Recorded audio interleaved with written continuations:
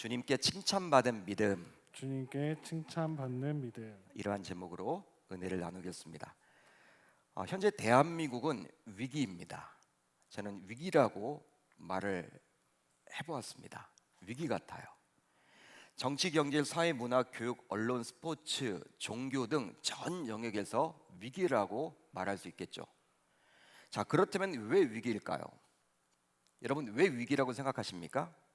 제가 이렇게 곰곰이 생각을 해보니까 문제는 어느 시대나 다 있었습니다. 요즘 왜 위기라고 할까요? 문제가 있어서 위기가 아니에요. 바로 실제로 예전에도 문제는 있었죠. 하지만 요즘은 문제를 풀고 중재할 어른이 계시지 않기에 감히 위기라고 말을 해보았습니다. 더욱이 각 영역에서 롤 모델로 본받을 어른이 없기에 위기예요. 정치를 한번 예를 들어 볼게요. 제가 정치 전문가는 아니고 정치는 잘 모르지만 언론을 통해서 비춰지는 정치의 모습을 보게 되면요, 어떻습니까, 여러분? 답답하죠. 답이 없는 것 같아요. 답답함 그 자체입니다. 예전에는 여당과 야당을 중재할 어른들이 곳곳에 있었습니다. 곳곳에 있었어요. 종교계 어른들이 개입을 하거나 아니면 문화의 그러한 문화 영역의 어른들, 스포츠계, 교육계 어른들이 정치권들이 이렇게 싸우게 되면 중재를 했죠. 또 정치권 안에서도 여당과 야당 안에서도 존경받는 어른들이 있었습니다. 그렇기 때문에 서로 상생의 정치가 가능했다면 요즘은 서로 죽이지 못해서 야단이죠. 여러분, 극과 극을 달리고 있는 것 같아요. 답이 없습니다. 그러다 보니 사회 곳곳에서 일어나는 갈등을 중재하지 못해서 우리 사회는 많은 비용을 지불하고 있는 형편이에요. 여러분, 항상 뉴스를 봐도 짜증만 나고 서민들은 힘들고 어려운데 자신들의 이권만을 위해서 싸우는, 또 당리당략을 위해서만 싸우는 그들의 모습을 보게 되면 참 여러분 답답하죠. 경제는 너무 힘든데 경제사회 이야기를 해야 될 텐데 그런 것들은 전혀 보이지 않는단 말이에요. 그런데 교회 내에도 마찬가지입니다. 제가 수없이 강단에서 말씀을 드렸지만 이 세상에 있는 지상교회 가운데 완벽한 교회는 없습니다. 완벽한 교회는 없어요. 여러분들이 완벽한 교회를 찾아다니지 마십시오. 없습니다. 따라서 모든 지상교회는 크고 작은 문제를 안고 있단 말이에요. 하지만 그 문제를 중재하고 컨트롤할 어른이 교회 내에 있다면 문제는 더 이상 문제라고 볼 수 없겠죠. 풀려지니까. 그리고 자라나는 다음 세대와 청년들, 그리고 신앙이 약한 성도들이 롤 모델로 삼고 있는 집사님, 권사님, 장로님이 많은 교회는 그래도 건강한 교회라고 볼 수 있습니다. 여러분, 어른이라고 해서 무조건 연세가 높은 분만을 말하는 것은 아니에요. 여러분, 착각하지 마십시오. 그냥 여러분이 어른이 되는 게 아니라는 거예요. 물론 사회 각 영역에서 어른의 개념은 연세도 어느 정도 있으면서 인품을 갖추었고 올곧고 좌로우로 치우치지 않으며 공정하고 정의롭고 또 그 분야에서 덕망이 높은 분을 가리킨다고 볼 수 있습니다. 자, 그렇다면 교회에서는 어떤 분이 존경받는 어른이 될 수 있을까요? 여러분 한번 생각을 해보세요.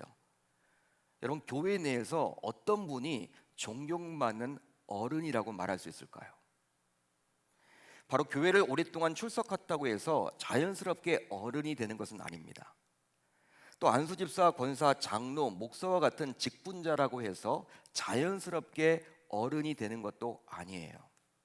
담임 목사가 되었다고 해서 여러분 어른이 되는 것은 아닙니다. 장로님이 되었다고 해서, 권사님이 되었다고 해서, 안수집사님이 되었다고 해서 자연스럽게 어른이 되는 것은 아니에요. 심지어 교회에서 시간을 들여서 가장 많이 봉사를 하고 또 물질로 섬긴다고 해서 자연스럽게 어른이라고 이렇게 사람들이 여기는 것은 아닙니다. 바로 우리의 신앙의 대상인 주님으로부터 칭찬받는 믿음의 소유자가 될 때 진정한 존경받는 어른이라고 감히 말할 수 있는 것이죠. 자, 왜냐하면요, 교회는 예수님을 하나님으로 믿고 고백하는 자들의 모임이기에 예수님으로부터 칭찬받는 믿음을 가진 자가 자연스럽게 어른이라고 말할 수 있는 거예요. 또 어른이 되는 것이죠. 한마디로 영적인 권위가 있는 것이죠. 영적인 권위. 그러니까 나이가 든다고 해서 여러분 그냥 자연스럽게 뭐 고개는 숙이지만 사람들이 진정으로 존경하는 것은 아니라는 것입니다. 그러니까 영권이라고 보통 이야기하죠. 여러분 어린 아이라고 해도 여러분 정말 이 다니엘과 같은 아이가 있다면 어른도 함부로 하지 못하겠죠. 어른도 함부로 하지 못한단 말이에요. 영성이 깊은 아이들이 있다면. 결국 이런 어른을 보고 배울 수만 있다면 그 교회는 건강한 교회라고 감히 말할 수가 있는 것입니다. 한마디로 여러분 우리가 예수님을 믿는 사람들 아닙니까? 하나님 믿는 사람들이기 때문에 믿음이 좋은 사람이 바로 어른이라는 거예요. 그 믿음이 좋다. 그 여러분 기준은 바로 우리 주님께서 정해 주시는 것이죠. 바로 주님의 칭찬을 받는 믿음을 가진 자가 진정한 믿음의 소유자요. 또한 칭찬받는, 존경받는 어른이라고 말할 수 있는 것입니다. 자, 그렇다면 이 밤 금요성령 집회에 나오신 여러분들의 믿음은 과연 우리 주님으로부터 칭찬을 받을 수 있는 믿음이라고 감히 말할 수 있을까요? 여러분들에게 묻고 싶어요. 여러분들의 믿음은 과연 칭찬받을 만한 믿음인가요? 우리 주님으로부터. 우리 주님이 칭찬해 주는 믿음일까요? 물론 한 주 동안 입에 단내가 날 정도로 열심히 살았기에 육체적으로 또 정신적으로 피곤하겠지만 그럼에도 불구하고 주님을 만나기 위해서 이곳을 찾은 여러분들의 믿음은 주일 성수만 겨우 하는 성도들보다는 훨씬 믿음이 좋다라고 보여집니다. 또 볼 수도 있겠죠. 사람들도 그렇게 이야기를 하겠죠. 특히 주일 성수만 하는 분들 가운데서는 어떤 의무감에서 나오신 분들도 있습니다. 마지못해서 주일이 되었기 때문에 어쩔 수 없이 나오시는 분들이 있어요. 실제 우리 교육자가 연락하면 나오시고 연락하지 않으면 안 나오시는 분들도 있습니다. 주일날 나오시는 분들은 다양하죠. 그렇지만 금요성령 집회에 나올 정도의 신자라면 이제 그 단계는 뛰어넘었다고 볼 수 있기 때문에 단순히 주일 성수 정도만 하는 분들에 비해서는 훨씬 믿음이 좋다, 또한 믿음이 칭찬받을 만하다라고 보여집니다. 자, 그렇다 하더라도 여러분들의 믿음이 과연 우리 주님에게서 칭찬받을 믿음이라고 감히 말을 할 수 있을까요? 이 질문에 자신만만하게 그렇다라고 말할 수 있는 자가 과연 몇 명이나 되겠습니까? 자, 오늘 본문 안으로 들어가 보면 우리 주님으로부터 믿음을 칭찬받은 한 사람이 나옵니다. 오늘 본문을 보게 되면 왜 그 사람의 믿음을 우리 주님께서 칭찬했는지를 이제 살펴보므로 저와 여러분들도 그 사람처럼 칭찬받는 믿음의 소유자가 모두 되어서 교회의 영적 어른으로서 성도들에게 존경받는 자가 되실 수 있기를 우리 주님의 이름으로 축원합니다. 축원합니다. 여기 청년들이 앉아 계시지만 상관없어요. 우리 주님의 칭찬을 받는 믿음의 소유자가 되면 여러분 어른들도 여러분들에게 영적인 여러분들의 권위 앞에 순복할 것입니다. 여러분 나이와는 상관없습니다. 제가 어린 아이 다니엘과 같은 소년이라도 영적으로 깨끗하고 또한 하나님이 정말 쓰시는 그 아이라면 어른들이라고 함부로 할 수가 없다라고 제가 말씀드렸죠. 실제 그래요. 영적인 세계가 그리하다라는 것입니다. 여러분 어떤 백부장이 있었습니다. 오늘 말씀 안으로 들어가 보면 그런데 이 백부장은 로마 군대의 중간 관리자라고 볼 수 있습니다. 중간 관리자다. 바로 백부장은 자신의 수하에 100명의 군인들이 있었기 때문인데요. 자기 부하가 100명 정도 돼요. 특별히 로마 본국에서 백부장의 위상과 식민지에서의 백부장의 위상은 다르다고 볼 수 있습니다. 자, 어떤 예를 들어보면 좋을까요? 실제로 어느 부대든지 우리나라 어느 부대든지 병사들이 주로 자신과 간부들이 함께 근무하는 사무실을 청소하죠. 저도 이제 군대 다녀왔지만 제가 이렇게 근무했던 그 근무처 있지 않습니까? 그곳을 병이었던 제가 청소를 했습니다. 당신은 부사관이라고 안 하고 하사관이라고 이야기를 했고 제가 공복무를 할 당시만 하더라도 요즘은 뭐 보급 행보관이라고 하는데 행정보급관 그런 개념인데 제가 군 생활을 할 때만 하더라도 행정보급관은 계시지 않았고 선임하사님이라고 했죠. 아무튼 선임하사님도 계시고 뭐 중대장이나 소대장, 이 장교분들하고 같이 이렇게 일을 하잖아요. 근데 그곳을 주로 병들이 청소를 했습니다. 병들이 하는 게 여러분 당연했어요. 아마 지금도 마찬가지일 것입니다. 따라서 일선 부대에서는 대위 계급을 달고 있는 중대장만 하더라도 육체적으로 별로 힘든 일을 하지 않을 거예요. 일선 부대 가보면 중대장만 돼도 뭐 육체적인 노동 같은 걸 하지 않겠죠. 바로 자신의 수하에 병사들이 많기 때문입니다. 그래도 수십 명의 병사들이 있으니까 그들에게 시키겠죠. 하지만 각 군의 참모총장들이 근무하는 계룡대에서는 병사들보다도 장교들의 숫자가 훨씬 많다고 합니다. 장교들이 훨씬 많대요. 바글바글하죠. 이 계룡대에서는 뭐 원스타, 투스타들이 뭐 질비하기 때문에 뭐 대위, 뭐 소령, 일선 부대에서는요 그분들이 높은 계급인데 계룡대에서는요 대위, 하급 관리예요. 하급 관리. 그렇게 여러분 떨어지는 거예요. 여러분 그러다 보니까 병사들이 오히려 귀하게 대접을 받는다라는 거예요. 이 계룡대에서는. 따라서 병사들이 휴가라도 나가게 되면 대위 계급을 가진 중대장들이 직접 청소를 한대요. 제가 들은 이야기예요. 마찬가지로 노마 본국보다 식민지에서는 백부정보다도 높은 계급이 훨씬 적다 보니 식민지에서 백부장의 영향력은 상대적으로 컸다고 볼 수 있습니다. 그러니까 로마 본국에서의 백부장과 이 식민 지배를 받은 곳의 백부장은 차원이 다른 거예요. 위상이 다르죠. 여러분 우리나라 일제시대 때 일본의 식민 지배를 받았죠. 여러분 우리나라 보십시오. 순사만 하도 여러분들 그 마을 막 해집고 다녔잖아요. 순사. 순사는 지금의 순경이야. 순경, 경찰. 제일 낮은 계급입니다. 순사만 여러분 떴다 그러면요 그 당시 뭐 각 마을마다 난리가 났죠. 근데 일본 본국에서 순사는요 알아주지도 않죠. 식민 지배를 받았던 우리나라였기 때문에 순사를 여러분 그렇게 막 알아줬던 거예요. 마찬가지라는 거예요. 식민 지배를 받았던 유다 땅에서의 백부장은요 가히 영향력이 대단한 사람이었음에 틀림이 없습니다. 자 그런데요 이런 영향력을 가진 백부장에게 사랑하는 종이 있었나 봅니다. 사랑하는 하인이 있었어요. 그런데 그 사랑하는 종이 병들어서 겁안 죽게 되었죠. 하지만 이 백부장은 예수님께서 여러 곳에서 병든 자를 고치셨다라는 그 소문을 들어서 알고 있었습니다. 그랬기에 유대인의 장로 몇 사람을 예수님께로 보내서 예수님께서 자신의 종을 고쳐주시길 간곡하게 부탁드릴 수가 있었던 것이죠.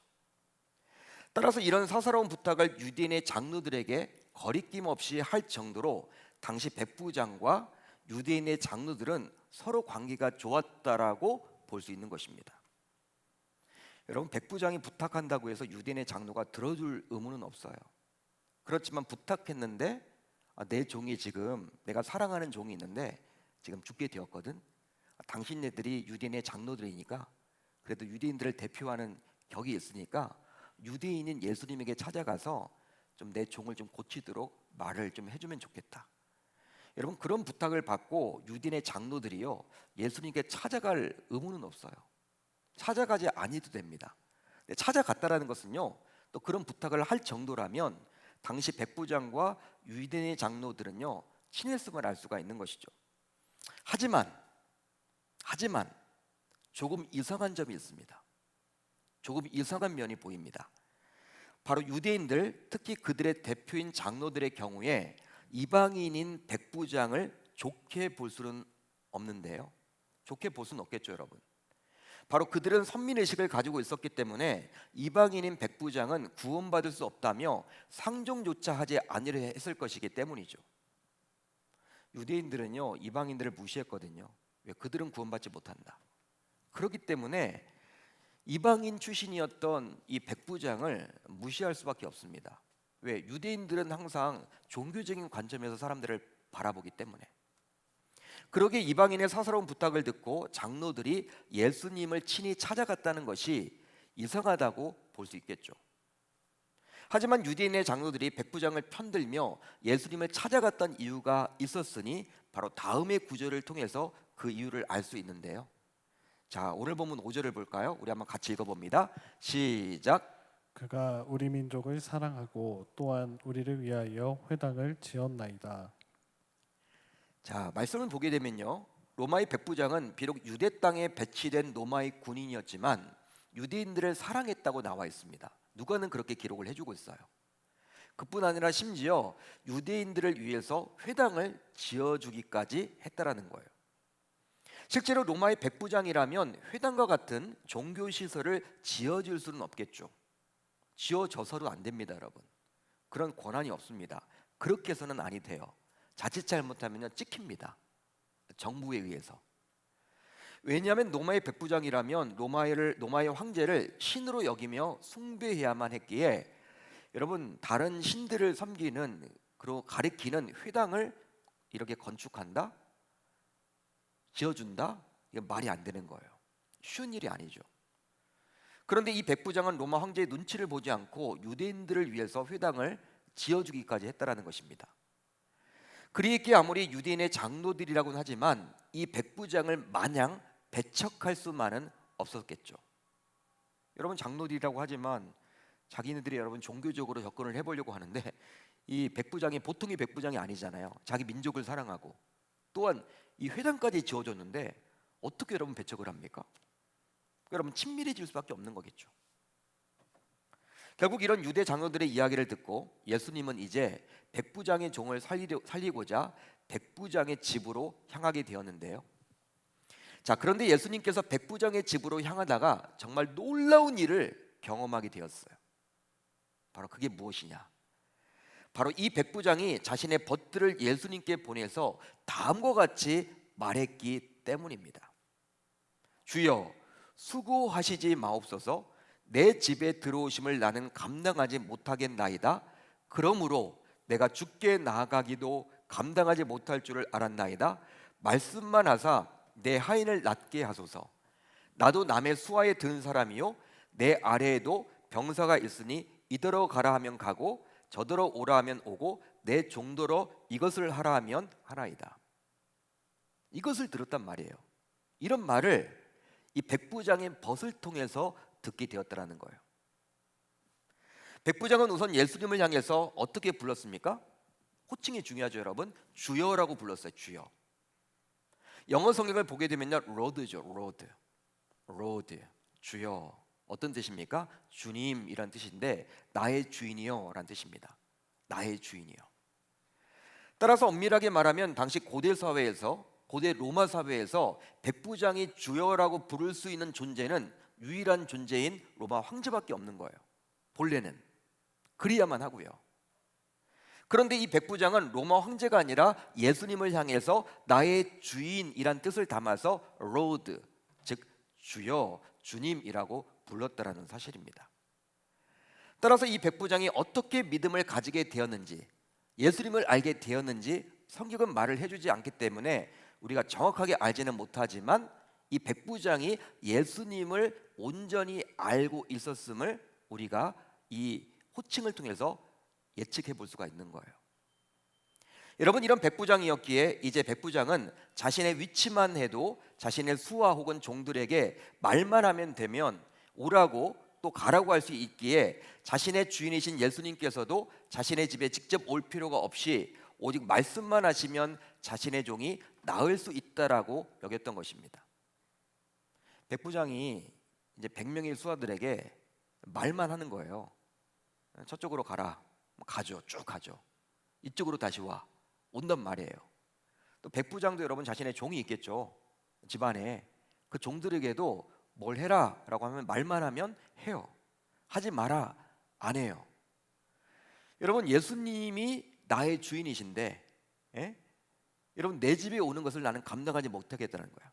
당신이 말씀만 하면, 말씀만 해주면 나의 그러한 경험에 의해 보면 내 종들, 내 수하들도 내가 말만 하면 움직이듯이 당신이 나의 주인이신데 당신이 말씀만 하시면 내 종이 낫게 될 것이다 라는 확신을 가지고 있었음을 알 수가 있는 것이죠.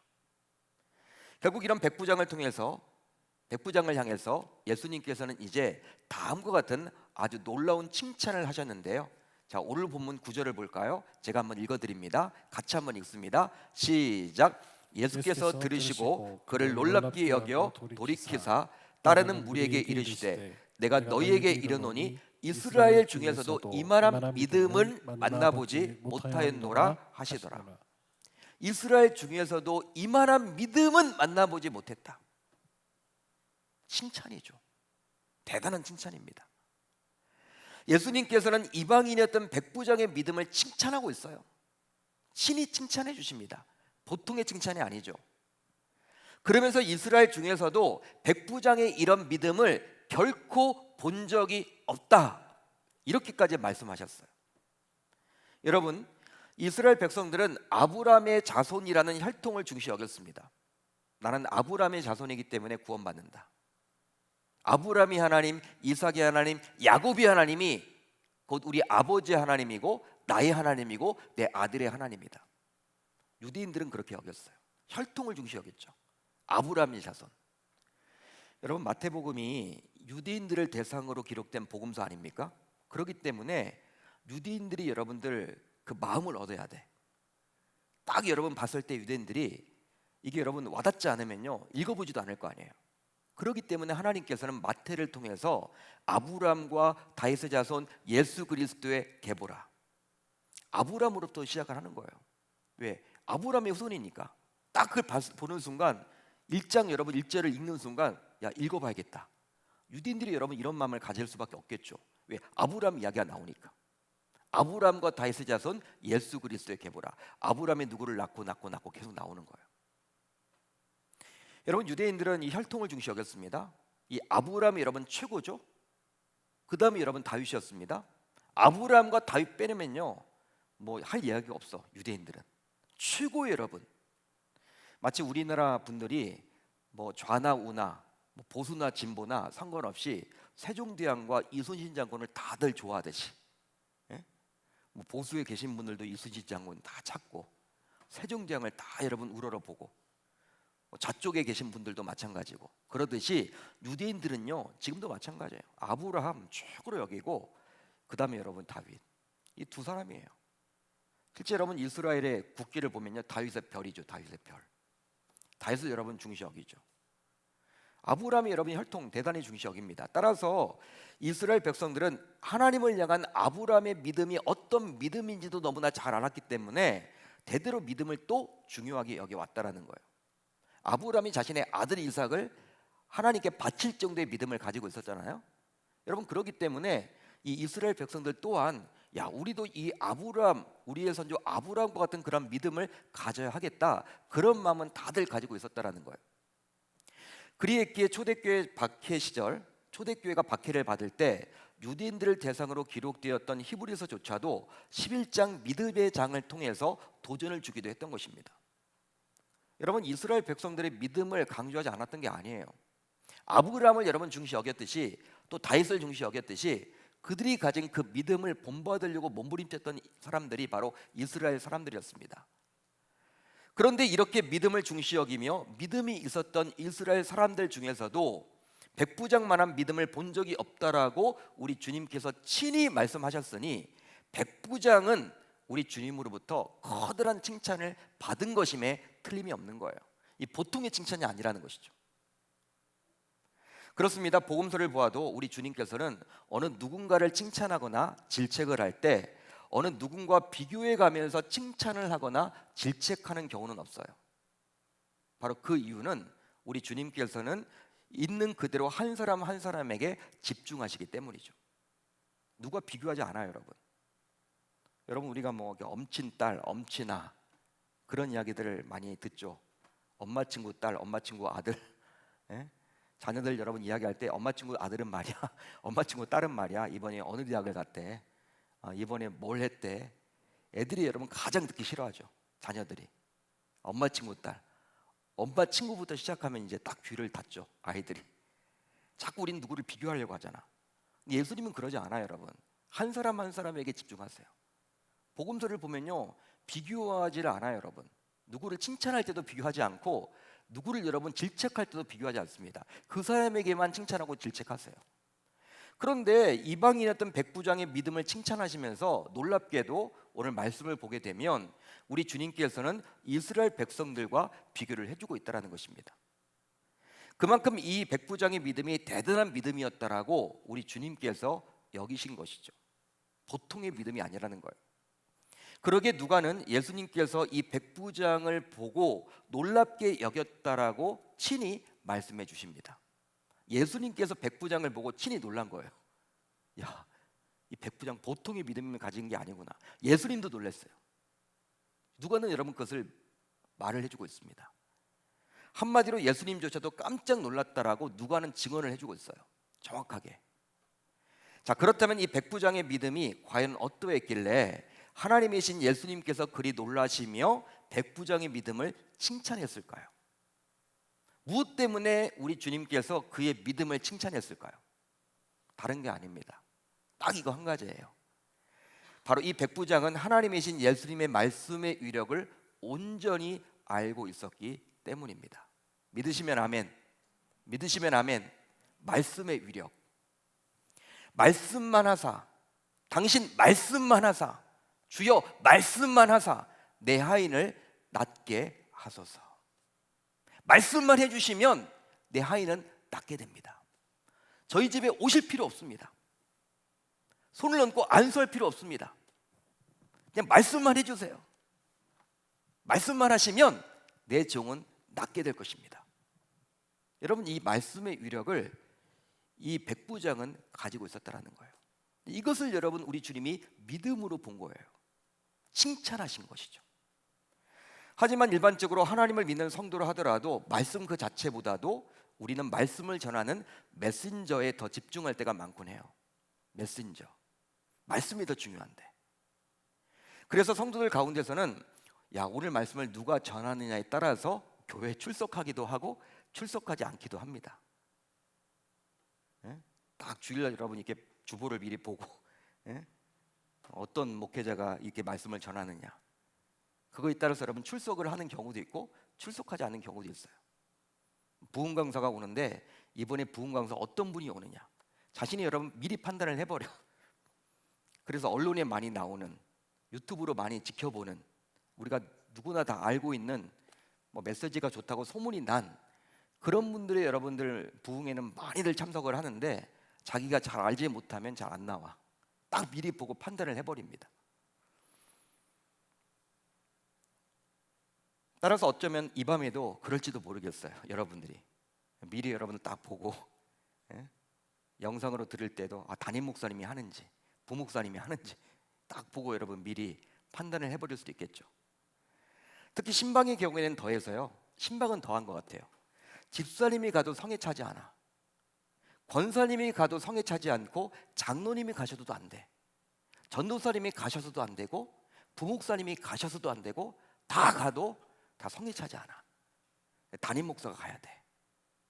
그래야지만 만족하는 분들이 은근히 많습니다. 그러나 백부장은, 오늘 말씀에 나오는 백부장은 어떻습니까? 사람이 아니라 말씀을 중요하게 여겼다라는 거예요. 바로 말씀을 하시는 분이 주님이시기에 주님께서 굳이 자신의 집을 방문하지 않더라도 주님께서 말씀해 주시기만 하면 자신의 종이 낫게 된다라는 그 기적이 일어난다라는 그 확신을 가졌던 거예요. 그랬기에 주님께서 자신의 종에게 안수하지 않아도 말씀만 하시면 동일하게 나을 수 있다라고 여겼던 것이죠. 여러분, 사람들은요, 여러분 예수님이 자신의 집에 와서 자신의 종에게 손을 얹고 기도해 주기를 대부분의 사람들은 그 당시에 원했어요. 그렇게 병이 나눈 줄 알았어. 어떤 접촉을 통해서.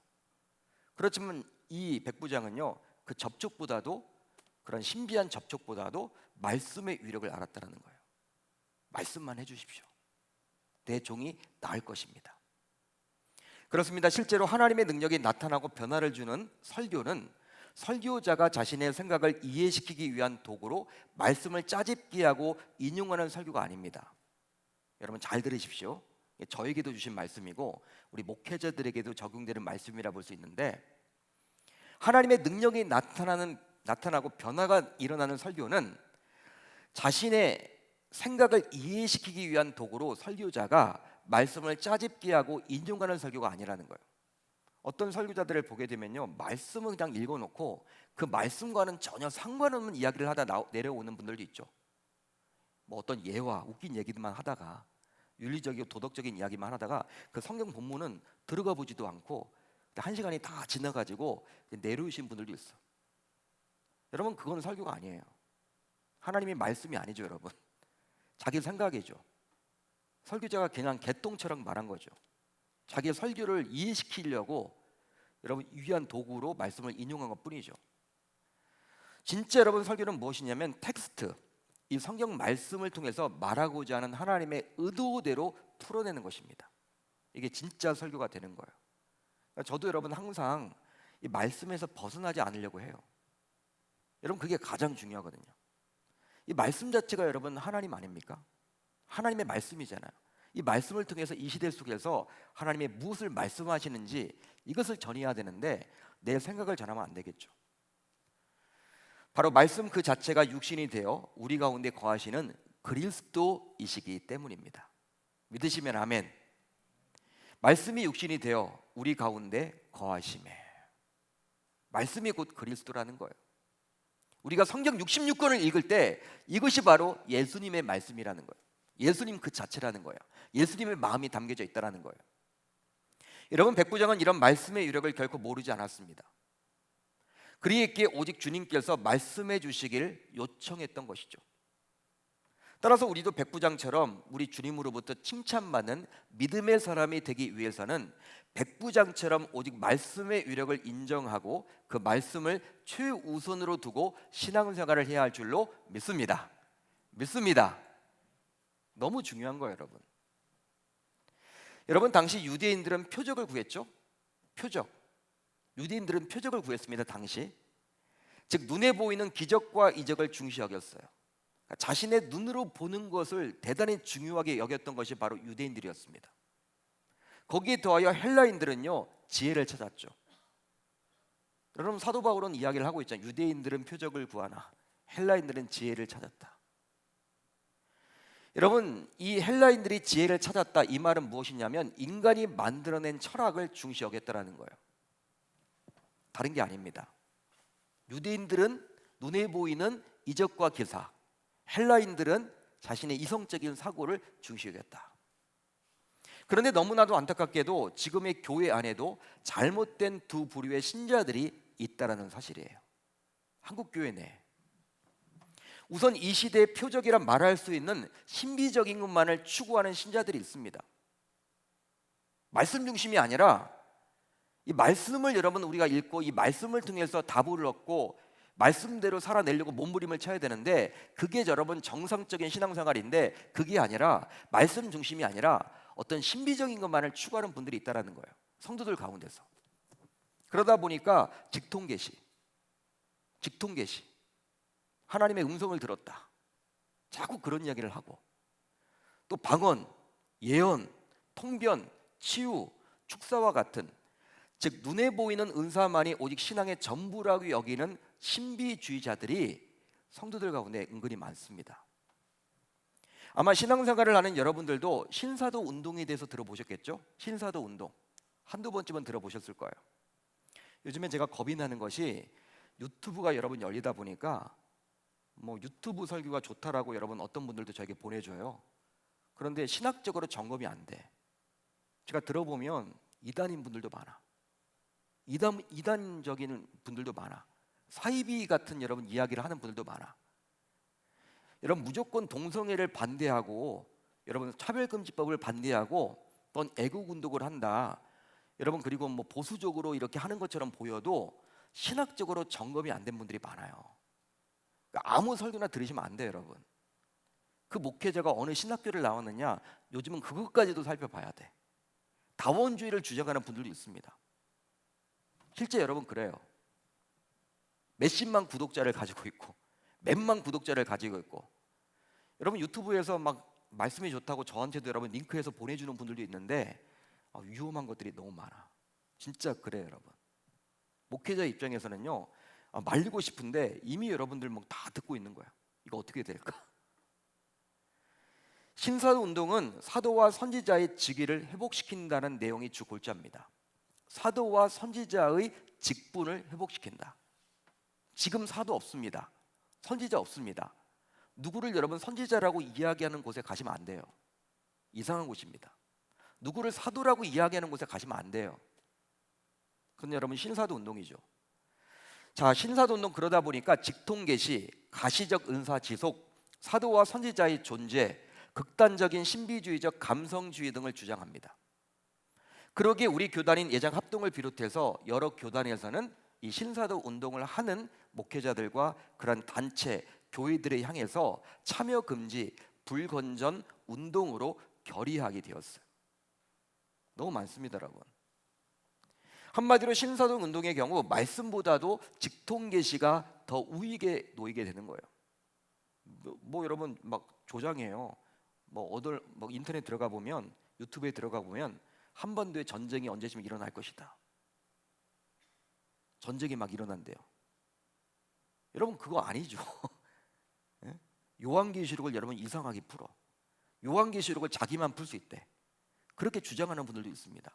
요한계시록을 풀어준다고 하니까 사람들이 혹해가지고 엄청나게 많이 들어가요. 여러분 이거 저 잘못입니다, 여러분 다. 사람들이 여러분 그런 것들을 다 노리는 거예요. 그런데 너무나도 안타깝게도 이런 한국교회 내에 이런 표적, 즉 신사도 운동에 관심을 갖고 참여하는 성도들이 은근히 많다는 거예요. 저와 여러분들은 어떤 눈에 보이는 은사가 아니라 직통계시가 아니라 오직 말씀 중심의 삶을 온전히 살아낼 수 있기를 우리 주님의 이름으로 축원합니다. 한편 이 시대에도 헬라인처럼 지혜를 추구하는 자들이 있어요. 지혜, 인간의 이성, 철학, 바로 인간의 사상으로 성경을 고귀하는 인본주의자들이라고 말할 수 있는데요. 그러니까 신비주의자들도 위험하고 인본주의자들도 위험해요. 그러다 보니 성경을 오직 인간의 이성으로 이해하려 하기에 성경에 나오는 각종 이적과 기사는 믿지 않고 윤리적인 부분만을 가지고 설교합니다. 예를 들어서 우리는 홍해가 갈라졌다고 믿죠, 여러분. 홍해 바다가 갈라진 거죠. 믿으시면 아멘. 저는 그렇게 믿어요. 왜? 성경에 나와 있으니까. 하나님은 하시니까. 그런데 여러분 인간의 이성으로 볼 때 그건 말이 안 되잖아요. 어떻게 홍해가 갈라져? 어떻게 바다가 이렇게 갈라지냐는 거예요. 그렇기 때문에 이게 갈라진 것이 아니라 홍해를 건너긴 건너는데 두 다리로 그냥 딱 계절을 봤을 때 이렇게 갈대밭 주변을 건너게 되면 한 배 정도 이렇게 차는 바다가 있대요. 그쪽을 건너서 이렇게 갔을 것이다. 여러분 그렇게 이야기하는 자유주의 학자들이 있어요. 자유주의. 성경을 여러분 난도질하죠. 어떻게 예수님이 무리를 건너냐? 이건 뻥이라는 거예요. 말이 안 된다라는 거예요. 안 믿어요. 오병의 기적 안 믿습니다. 각종 이적과 기적 안 믿습니다. 예수님이 죽은 자를 살렸다? 여러분 예수님이니까 가능한 거죠. 우린 그렇게 믿는데 이성이 여러분 이성적으로 이 성경을 바라보는 분들은요, 인본주의 학자들은요 그게 믿지 않아요. 그걸 믿지 않는다라는 거예요. 여러분 그러기 때문에 성경을 여러분 난도질해서 창세기부터 요한계시록까지를 다 하나님 말씀으로 믿지 않고 자신의 이성으로 판단했을 때 믿을 수 있는 부분과 믿을 수 없는 부분이 있다라는 거예요. 그게 여러분 인본주의자들입니다. 여러분 무섭죠? 이단보다 여러분 더 무서운 것 같아.